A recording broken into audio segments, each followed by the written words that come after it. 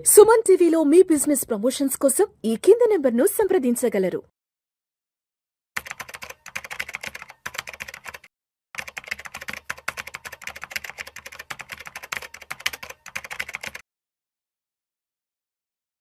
అనిల్ గారు నమస్తే సార్. నమస్తే అండి.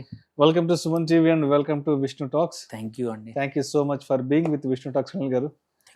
అనిల్ గారు, నిన్న ఒక ఆర్టికల్ చదివాను సార్. టాక్సేషన్, శాలరీ, దీనికి సంబంధించి నెలకి 15 లక్షల రూపాయలు సంపాదిస్తున్న ఉద్యోగులు శాలరీ రీస్ట్రక్చరింగ్ గనక చేయించుకుంటే ఒక్క రూపాయి కూడా ట్యాక్స్ కట్టాల్సిన అవసరం లేదు as per the new tax resume ప్రకారం అంటూ కూడా. అవును. ఎస్, దీని గురించి కొంచెం డీటెయిల్గా చెప్పండి, ఎందుకంటే ప్రతి ఒక్కరికి ఉపయోగపడుతుంది. ఈ రోజుల్లో 12 లక్షలు 15 లక్షలు శాలరీ అనేది చాలా సర్వసాధారణం అయిపోయింది కాబట్టి ప్రతి ఒక్కరికి ఈ వీడియో ఉపయోగపడుతుంది కాబట్టి కొంచెం డీటెయిల్గా చెప్పగలరు. తప్పకుండా.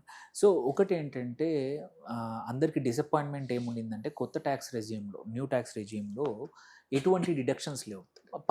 పాత ట్యాక్స్ దాంట్లో మాత్రం ఏంటంటే 80C కింద 80D అని మల్టిపుల్ ఉండేవి అండ్ హోమ్ లోన్వి డిడక్షన్స్ అన్నీ ఉండేవి. కాబట్టి మనం శాలరీ ట్యాక్సబుల్ ఇన్కమ్ అనేది తగ్గిస్తా పోయేవాళ్ళం ఇవన్నీ ఎగ్జంప్షన్స్ వాడుకొని. బట్ చాలామందికి తెలియదు ఏంటంటే న్యూ ట్యాక్స్ రెజ్యూమ్లో ఇవన్నీ లేవు అనుకుంటారు. ఎస్, అవన్నీ లేవు, కానీ కొన్ని మాత్రం ఉన్నాయి. మనం ఏదైతే న్యూ ట్యాక్స్ రెజ్యూమ్లో ఇప్పుడు 12,75,000 వరకు ఎటువంటి ట్యాక్స్ లేదు. సో దాన్ని 15 లక్షల వరకు ఎలా తీసుకెళ్ళచ్చు అనేది కొన్ని ఎగ్జంప్షన్స్ ఉన్నాయి, అందరికీ తెలియని విషయం. దాన్ని ఏంటంటే మనం చూసుకుంటే ఒకటి ఇంపార్టెంట్ ఏంటంటే మ్యాజిక్ టూల్ ఇందులో ఎన్పిఎస్. ఎన్పిఎస్ ఏంటంటే మన ఎంప్లాయర్ కాంట్రిబ్యూషన్ ఏదైతే ఉందో మనకు అక్కడ 14% వరకు ఎంప్లాయర్ కాంట్రిబ్యూట్ చేయొచ్చు మన బేసిక్లో, అంటే మన బేసిక్ శాలరీ బేసిక్ని బట్టి. సో ఆ లెక్కన ఒక 15 లక్షల జీతం ఉంటే 7 లక్షల బేసిక్ ఉందనుకున్నా కానీ 7.5 అనుకుంటే కూడా 98,000 నుంచి 1,08,000 వరకు మనము ఎంప్లాయర్ కాంట్రిబ్యూషన్గా చూపించేసి ఇది బేసిక్కి ఎగ్జెంప్షన్ తీసుకునే అవకాశం ఉంది. సో స్ట్రేట్ అవే ఒక 1,00,000 రూపాయలు నీ 12.75కి ఇంకొక 1,00,000 యాడ్ అవుతుంది ఎగ్జెంప్షన్కి. సో దీనివల్ల ఏంటంటే మీ ట్యాక్సబుల్ ఇన్కమ్ తగ్గిపోతుంది ఇది రీస్ట్రక్చర్ చేయించుకుంటే. మేము టోటల్ సిటీసీ సేమ్ ఉంటుంది, ఎంప్లాయర్తో టోటల్ సిటీసీ అంతే ఉంచుకోండి.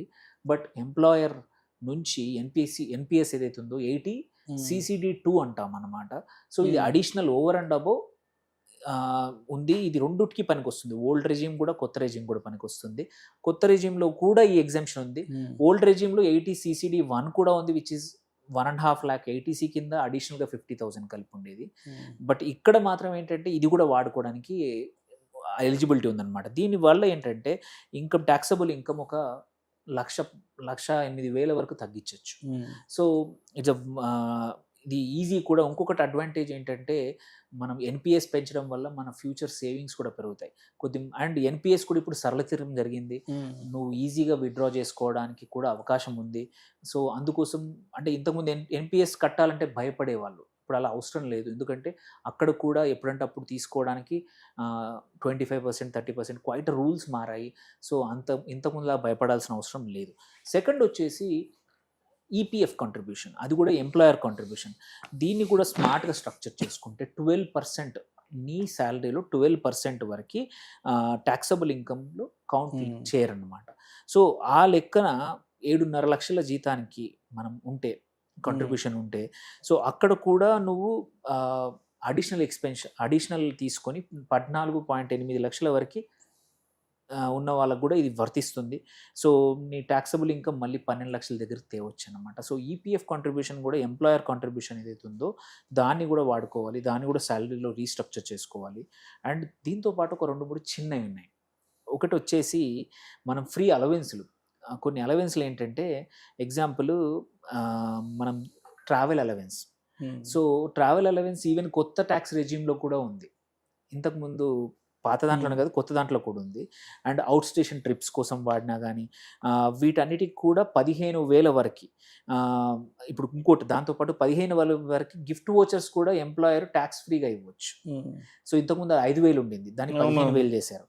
సో ఈ రెండింటిని కూడా అటు ట్రావెల్ అలవెన్స్ని గిఫ్ట్ వోచర్స్ రూపంలో కూడా రీస్ట్రక్చర్ చేయించుకోవచ్చు మీ శాలరీని. ఓకే.